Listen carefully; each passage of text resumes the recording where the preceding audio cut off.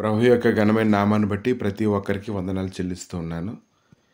ఈ ఉదయకాలాన్ని హృదయ రహస్యాలు ఎరిగినటువంటి దేవుడు నీ హృదయాన్ని చూస్తూ ఉన్నాడు. నీ హృదయంలో అనేక మంది మంట పుట్టిస్తూ ఉన్నారు, నీ హృదయంలో వేదన కలుగు చేస్తూ ఉన్నారు. కానీ దేవునికైతే అది మరుగై లేదు. ఆయనైతే స్పష్టంగా చూస్తూ ఉన్నాడు. నీ శత్రువులందరినీ ఆయన దర్శించడానికి ఆయన శక్తిమంతుడై ఉన్నాడు.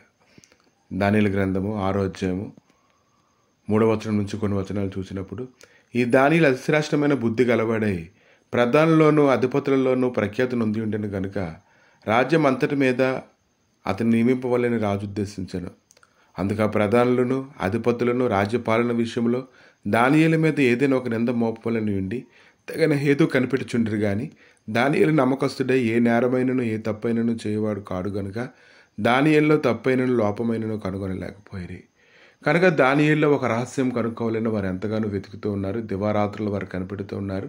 అయితే వారికి ఒకరోజు ఒక రహస్యం తెలిసింది. దానియేలు ప్రార్థన చేయకుండా ఉండలేడని యెరూషలేము తట్టు కిటికీలు తెరిచి ముమ్మారు ప్రార్థన చేస్తున్నటువంటి రహస్యాన్ని కనుగొన్నప్పుడు అతడు గురించి ఒక చట్టాన్ని పుట్టించి ఆ చట్ట ప్రకారంగా చేయలేనప్పుడు సింహముల గుహలో తొయ్య వెళ్ళవలని వారు ఒక చట్టాన్ని పుట్టించి అధికారాన్ని పొందుకున్నటువంటి వారుగా ఉన్నారు.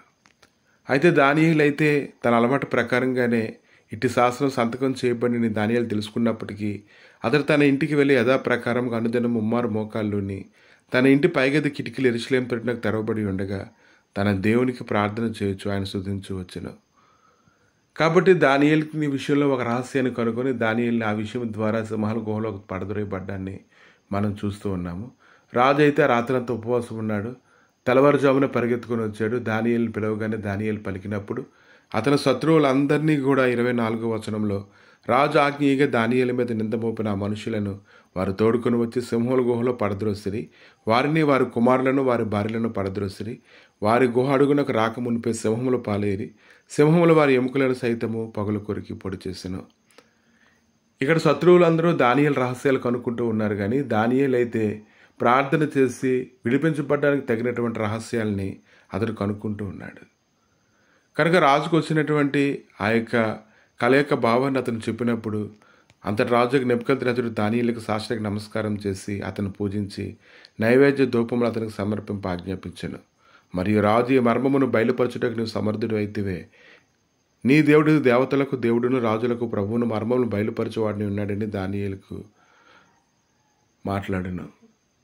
కనుక దానియేలు అయితే అనేక రహస్యాలు బయలుపరుస్తూ ఉన్నాడు. దేవుని బట్టి శత్రువులైతే మనుషులు పడగొట్టవాలని రహస్యాలు బయలుపరుస్తూ ఉన్నాడు. దానియేలు అయితే పరిస్థితులను సిద్ధపరచాలని, పరిస్థితుల్లో కీళ్ళ తప్పించాలని అతడు ప్రయాసపడుతూ ఉన్నాడు. కనుక ఈరోజు దేవుని ఆత్మ కలిగినటువంటి వారు దేవుని కార్యాలు చేస్తారు. శరీరానుసారమైన ఆత్మ కలిగిన వారు ఎల్లప్పుడూ ఇతరులను పడగొట్టవాలని తాత్పర్యం కలిగిన వారుగా ఉంటారు. యోబు గ్రంథము 12వ అధ్యాయము 22వ వచనంలో చీకట్లోని రహస్యములను ఆయన బయలుపరచుచు మరణంధకారమును వెలుగులోనికి రప్పించును. కనుక ఈరోజు ప్రభు అయితే అనేక మర్మములు బయలుపరిచి మన క్షేమాభివృద్ధి కలుగు చేస్తూ ఉన్నారు. కనుక నీ హృదయాన్ని మండించి వేదన కలిగించి నేను పడగొట్టవల్లని తాత్పర్యం కలిగినటువంటి వారందరినీ దేవుడి దినాన్ని చూస్తూనే ఉన్నాడు. దేవుడైతే వారికి ఒక దినాన్ని సిద్ధపరిచాడు. ఆ సిద్ధపరిచినప్పుడు ఇంకా వారిని ఎవరు కూడా ఆపలేరు. గాఢాంధకారపు లోయలలో వారు ఖచ్చితంగా పడిపోతారు. కనుక ఈ దినాన్ని గ్రహించాలి. ఒకరిని పడగొట్టాలని చూసేవారు ఎప్పటికీ వారు స్థిరంగా ఉండలేరు. వారు ఏదో ఒక రోజు వారి కీడు వాడి మీదగా రప్పించుకుంటారు. కానీ ఏదైనా దానియేలు గ్రంథంలో ఈ లేఖనాలు ధ్యానిస్తూ ఉన్నప్పుడు దానియేలు మర్మములను బయలుపరిచేవాడుగా ఉన్నాడు, క్షేమాభివృద్ధి కలిగించేవాడుగా ఉన్నారు. శత్రువులు అయితే అనేకులను పడగొట్టవాళ్ళు ఉన్నారు. కానీ దానియేలుదే పై చేయిగా ఉంది. ఈరోజు దేవుడు కూడా నీదే పై చేయిగా ఉంచి నీ కృపను అనుగ్రహించునుగాక.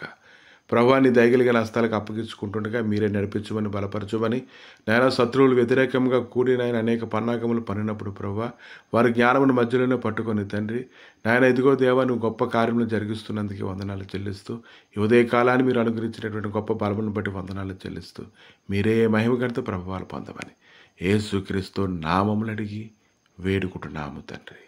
ఆమేన్.